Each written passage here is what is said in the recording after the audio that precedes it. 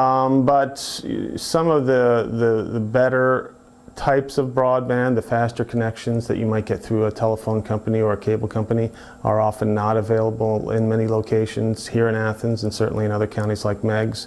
And some of the issues of cost, and especially cost for a lot of the poorer members of the communities here in Southeast Ohio, can affect their ability to have access to that sort of service.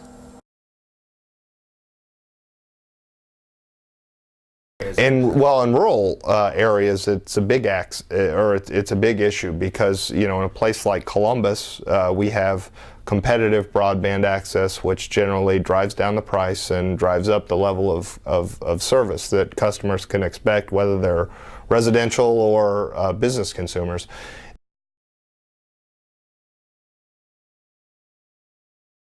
I don't blame the telecom providers for it. There's no market. I mean, it's a significant capital investment for them to create a broadband network. I mean, what we have to do, and they just can't make the return that's necessary, you know, to justify to the shareholders of the company that, you know, they should be investing in rural Ohio. You just can't make a buck there, or not a significant buck.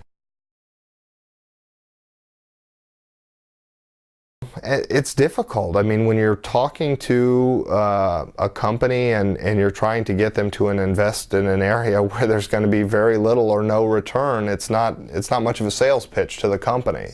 So, you know, I mean, I think it's been a challenge getting communities to understand why there's been no investment in their rural communities, and getting providers to understand when communities have sufficiently figured out a way to help them make a buck in rural communities. So, I mean, I think a dialogue is important, you know, between rural Ohio and the telecom companies, you know.